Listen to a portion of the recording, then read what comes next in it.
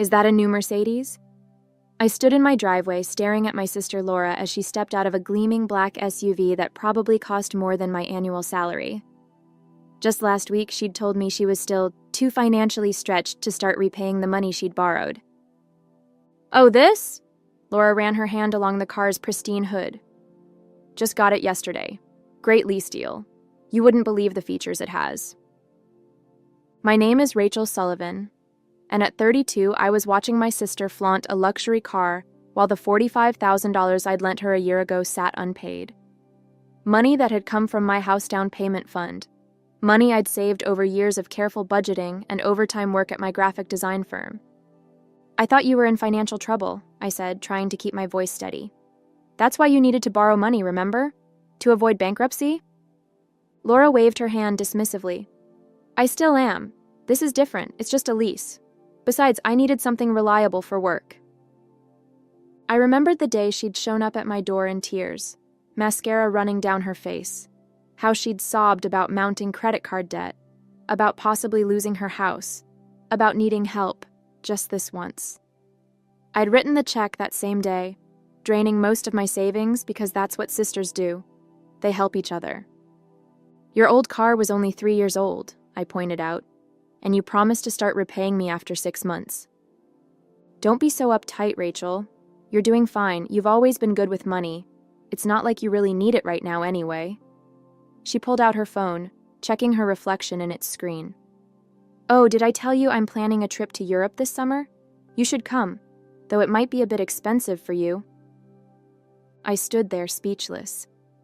The casual way she dismissed my loan, the implicit suggestion that being good with money somehow meant I didn't deserve to be repaid, the audacity of inviting me on an expensive vacation while owing me thousands, it all hit me at once.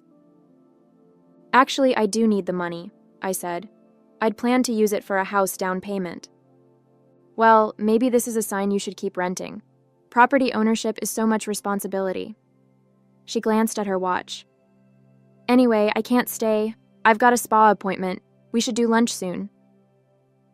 As I watched her drive away in her brand new Mercedes, something inside me snapped. A year of excuses, deflections, and broken promises crystallized into a moment of clarity. My sister wasn't just bad with money. She was taking advantage of me, and I'd let her do it. The pattern was nothing new. Growing up, Laura had always been the charming one, able to talk her way into, or out of, anything.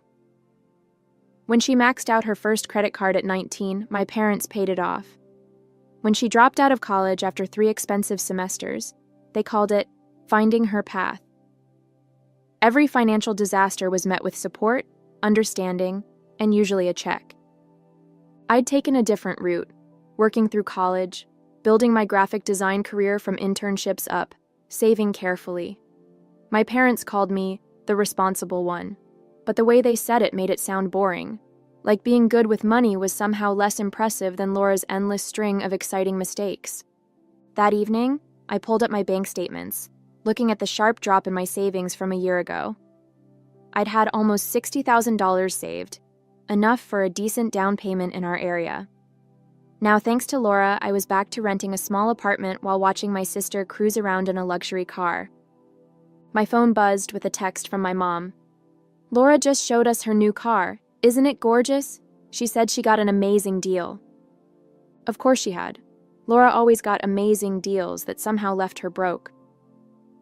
I thought about telling my mom about the unpaid loan, but I already knew how that conversation would go. "She's going through a rough time," my mom would say. "You know how hard things have been for her since the divorce."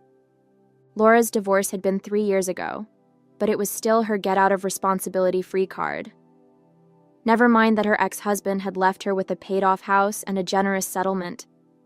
Somehow she'd burned through all of it while maintaining her expensive lifestyle. I opened my email, finding Laura's desperate message from a year ago. "I promise I'll pay you back in 6 months, tops. You're my only hope, Rachel.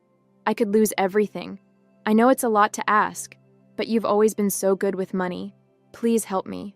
I'll never forget this." Below that were months of follow-up emails, each with a different excuse for why she couldn't start repaying me yet. Car repairs. property taxes. A leaky roof. Yet somehow she'd had money for regular salon visits, weekend trips, and now a brand new Mercedes. My computer pinged with a new email, Laura sending photos of her car to the whole family. "New beginnings," she wrote. "Sometimes you have to invest in yourself." Invest in yourself. With my money. Money that was supposed to be investing in my future, in my dreams of home ownership. I closed my laptop, my hands shaking with anger. This wasn't just about the money anymore. It was about respect, about family, about being taken for granted. The next day, I started gathering evidence. Every email, every text message, every bank transfer, I documented it all. My graphic design training came in handy as I created a detailed timeline of Laura's promises and excuses. The pattern was almost laughable. Urgent pleas for help followed by months of evasion, sprinkled with casual mentions of her latest splurges. I even found the napkin where she'd scribbled her repayment plan that day in my kitchen. 6 months tops, she'd written, complete with monthly payment amounts she'd never made. I'd kept it, thinking it might matter later. Now it sat in my growing file of broken promises. My phone buzzed with another text from Laura. "Hey sis, some friends are planning a spa weekend next month. You should come. We could do a payment plan for your share." I stared at the message in disbelief. She was inviting me to spend money on a spa weekend while sitting on $45,000 of my savings. The sheer audacity of it made my blood boil. That evening, my cousin Jenny called. "I saw Laura's new car on Instagram," she said cautiously. "Isn't that the same sister who borrowed your house down payment?" "The very same," I replied. "Rachel," Jenny's voice turned serious. "You need to do something. This isn't okay. My husband's a lawyer. He keeps saying you should have gotten something in writing." She was right, of course. I'd trusted family instead of protecting myself, but it wasn't too late to fix that mistake. "You know what will happen," Jenny warned. "The whole family will say you're being harsh. They'll tell you to be understanding because she's going through a hard time." "She's been going through a hard time since high school," I said. "Meanwhile, I'm the one living in a one-bedroom apartment because my savings are sitting in her driveway." After hanging up, I opened my laptop and started researching small claims court procedures. The maximum claim amount in our state would cover most of what Laura owed me. I also found templates for formal demand letters, the first step in legal proceedings. My hands shook as I typed Laura's name into the template. This would change everything. No more family dinners pretending everything was fine. No more playing the understanding sister while watching Laura spend my money. No more being the family ATM. But as I looked around my small apartment, at the life I'd put on hold to help her, I felt my resolve strengthen. Laura had chosen her priorities when she bought that Mercedes. Now it was time for me to choose mine. I sent the demand letter by certified mail, keeping the receipt as another piece of evidence. 3 days later, Laura burst into my apartment unannounced, waving the letter. "Are you serious with this legal garbage?" she shouted. "I'm your sister. You can't sue your own sister." I kept my voice steady. "You've had a year to handle this like sisters. Now we're handling it like adults who made a financial agreement." "I can't believe you're being so cold about money. It's just money. Family is more important." She collapsed onto my couch, already starting the waterworks that had worked so well last time. "Yes, family is important," I agreed. "So important that I gave you my house down payment when you needed help. So important that I trusted you to keep your word. How's that working out?" "You know I've been struggling." "Not too much struggle for a new Mercedes," I cut in. "Or those designer boots you're wearing. Or that European vacation you're planning." Laura's tears dried up instantly, replaced by anger. "You're just jealous because I know how to enjoy life while you pinch pennies and obsess over spreadsheets." "No, I'm angry because you took advantage of me. Because you promised to repay me and instead spent my money on luxury cars and spa weekends." "Fine." She stood up, grabbing her designer purse. "Take me to court. See how Mom and Dad feel about that. They already think you're too materialistic, always talking about saving and investments." "You mean being responsible?" "Yeah, how terrible of me." As she stormed out, my phone lit up with texts from our parents. Laura had obviously called them immediately. Mom, why are you threatening your sister? She's family. Dad, let's talk about this. No need for lawyers. I took a deep breath and typed out a group message. Laura borrowed $45,000 a year ago, promising to repay it in 6 months. Yesterday, she bought a new Mercedes instead of paying me back. I'm done being taken advantage of. The responses came quickly. Mom, she needed that car for work. Dad, maybe we can work out a payment plan. Laura, I can't believe you're telling everyone about this. Private family matters should stay private. I laughed out loud at that last one. Private family matters. Like the Mercedes she'd plastered all over social media? Like the European vacation she'd been bragging about? Private or public, the money is still owed, I replied. You have 30 days to respond to the demand letter. After that, I'm filing in small claims court. The next family dinner was a battlefield. My mom had insisted we all come over to work things out as a family, but it was clear whose side she was on. She'd even made Laura's favorite meal, as if pasta would somehow make me forget about $45,000. I just don't understand why you're being so aggressive about this, my mom said, passing the garlic bread. Laura's going through... If you say a rough time one more time, I'm leaving, I interrupted. She's been going through a rough time for 15 years. Meanwhile, she's driving a car that costs more than what she owes me. That's different, Laura protested. The car is an investment in my career.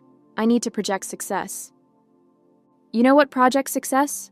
I pulled out my folder of documents. Paying your debts, being trustworthy, not stealing your sister's house down payment. Stealing? Laura gasped. I borrowed it. You agreed. You borrowed it with specific promises that you broke. That's called fraud. My dad, who'd been quietly eating his pasta, finally spoke up. Maybe we could help. Your mother and I could contribute something. No. I set down my fork. This isn't about the family helping Laura out of another mess. This is about Laura facing consequences for once in her life. But we're family, my mom insisted. Family helps each other. Really? Where was this family helps each other philosophy when I needed a roommate after college? Laura had that big empty house, but you said I needed to learn independence. Laura rolled her eyes. That was different. Yes, it was different. Because it was me needing help instead of you. Everything's different when it's me. So, you've always been so good at handling things on your own, my mom started. That's not a punishment, Mom. Being responsible shouldn't mean I'm less deserving of consideration, of respect, of having my sister keep her word. The silence that followed was deafening. My mom looked close to tears. My dad studied his plate, and Laura just looked angry, like I was the one who had betrayed her. I'm filing in small claims court next week, I said, standing up. You can either start taking this seriously, or you can explain to a judge why you bought a luxury car instead of repaying your debt. If you do this, Laura warned, it will change everything. I looked at my sister, really looked at her. The designer clothes, the perfectly manicured nails, the entitled attitude that our family had carefully nurtured for years. Everything already changed, I replied. It changed the day you decided your Mercedes was more important than your word. True to her word, Laura rallied the extended family against me. Aunts called to tell me I was being unreasonable. Cousins sent messages about family loyalty. Even my grandmother weighed in, saying she was disappointed in my choices. I saved all their messages in my legal file. Each one proved how Laura had weaponized the family against me, turning my attempt to get repaid into an act of betrayal. Only Cousin Jenny stood by me, sending daily texts of support and updates from her lawyer husband about what to expect in court. A week before the court date, my parents made one last attempt at intervention. They invited me over, and I found Laura there too, sitting at the kitchen table like we were kids about to be disciplined. We have a proposal, my dad said, pulling out his checkbook. We'll pay half of what Laura owes you. You can drop the court case, and we can put this whole ugly business behind us. That's very generous of you, I replied. But no, this isn't about you fixing Laura's mess again. It's about Laura facing consequences. I could lose my car, Laura burst out. They might repossess it if I have to pay you back all at once. You should have thought about that before buying it with my money. It wasn't your money anymore. I borrowed it. That's not how loans work, Laura. You don't just get to decide you're keeping it. My mom started crying. Please, Rachel. This is tearing our family apart. No, Mom. Laura's actions tore this family apart. I'm just refusing to pretend it didn't happen. But she's your sister, my dad tried again. Yes, she is. And as my sister, she should have respected me enough to keep her word. To not buy luxury cars while owing me money. To not treat me like a bank that doesn't need to be repaid. Laura stood up suddenly. Fine. You want to destroy this family over money? Go ahead. But don't expect me to ever forgive you. I watched her storm out, remembering all the times I'd seen this same performance. The dramatic exits, the tears, the guilt trips. They'd always worked before. The family would rush to soothe Laura, to fix things for Laura, to make excuses for Laura. Not this time. I'll see you in court, I called after her. Then I turned to my parents. And if you try to pay her debt for her, I'll name you as co-defendants for attempting to obstruct justice. My dad's face went pale.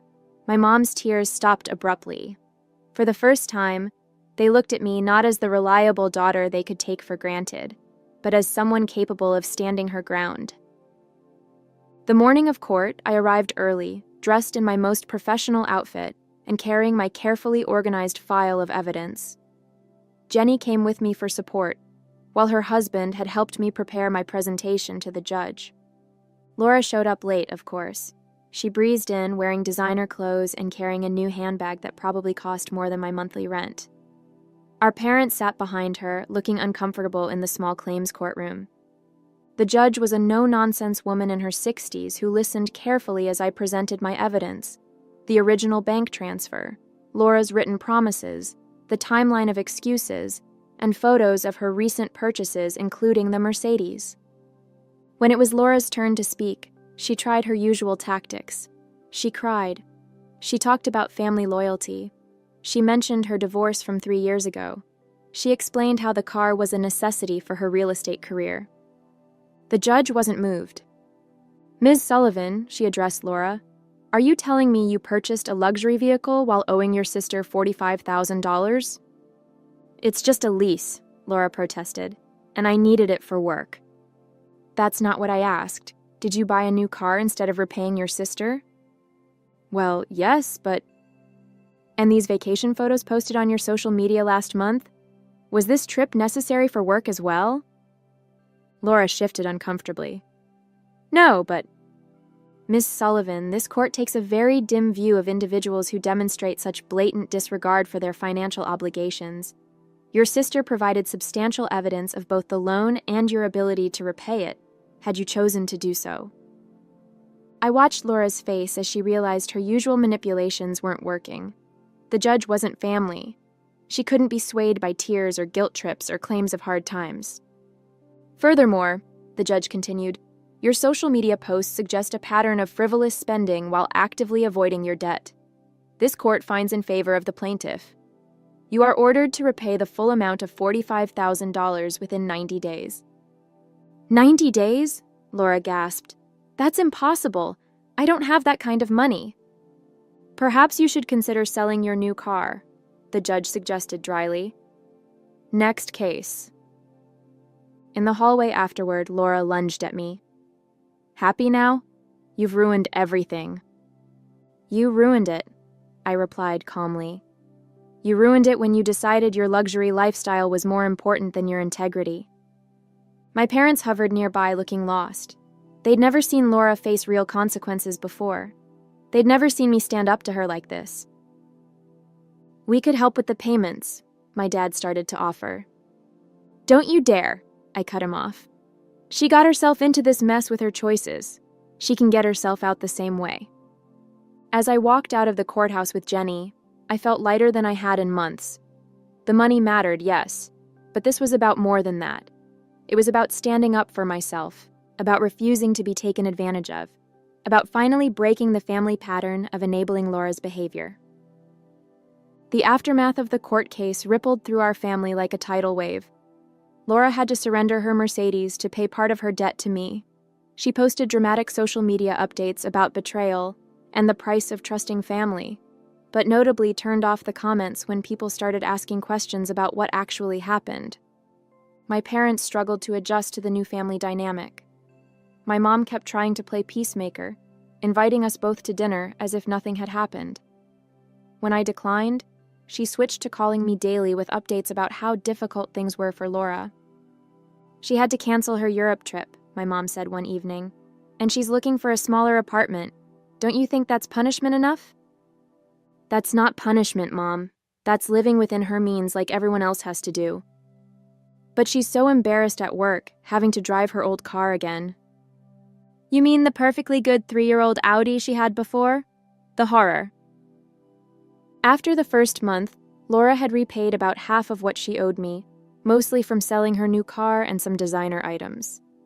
She made sure everyone knew about each payment, acting like she was donating a kidney instead of returning borrowed money. Then came the family reunion. Our aunt hosted it every year, and this time I decided to go. I wasn't going to let Laura's drama keep me from family traditions. When I arrived, the whispers started immediately. Some relatives avoided me completely. Others cornered me to share their opinions about how I should have handled things more privately. But something unexpected happened too. My younger cousins started asking me for financial advice. My Aunt Susan quietly mentioned that my stand had given her the courage to stop lending money to her gambling-addicted son. Even my Uncle George, who'd initially criticized me for going to court, admitted that his own daughter had started repaying a loan after hearing about Laura's case. Sometimes family needs tough love, he said, patting my shoulder. Took me too long to learn that lesson myself. The real surprise came from my dad. He pulled me aside during the reunion, looking uncomfortable but determined. I've been thinking, he said. Your mother and I, we didn't do Laura any favors over the years, or you for that matter. We expected too little from her and too much from you. Dad? No, let me finish. Watching you stand your ground, even when everyone was against you, it made me realize how much we've enabled her behavior, and how unfair we've been to you. He pulled out an envelope. This isn't to pay her debt. This is different.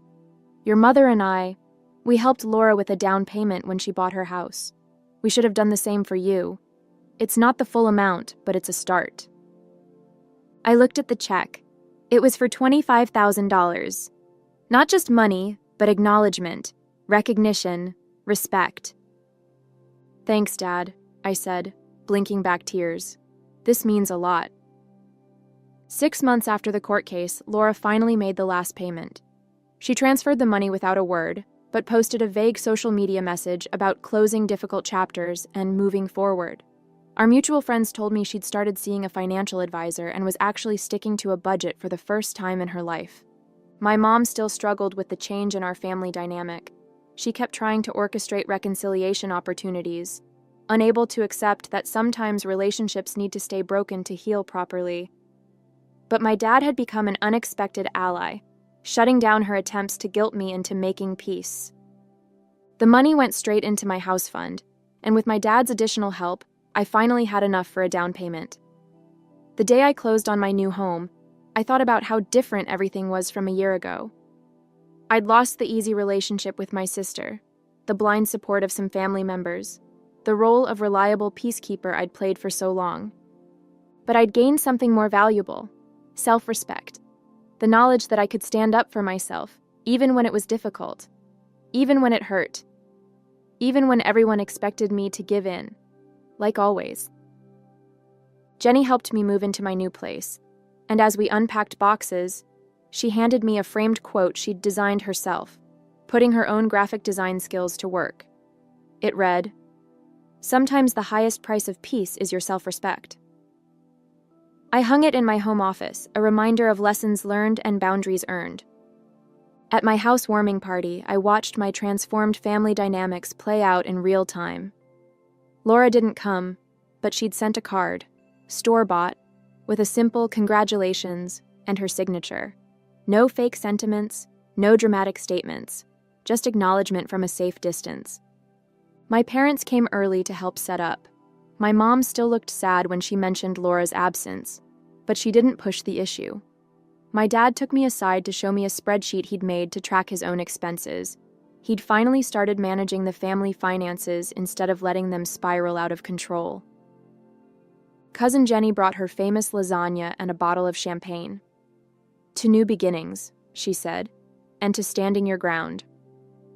Other relatives who'd initially criticized me now asked about my experience buying a home, some even admitting they wished they'd been stricter with their own family lending.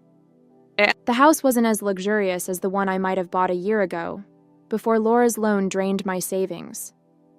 But it was mine, earned through hard work and protected by newfound strength. Each room represented not just my financial investment, but my investment in myself. Later that evening, I found a quiet moment to sit on my new back porch, listening to the happy chatter from inside. A year ago, I'd been the family peacekeeper, the reliable one who would sacrifice anything to keep everyone happy. Now I was something else, something stronger, clearer, more defined. Sometimes family bonds have to break to reset properly. Sometimes the most loving thing you can do is hold someone accountable. And sometimes losing what you thought you needed helps you find what you actually deserve.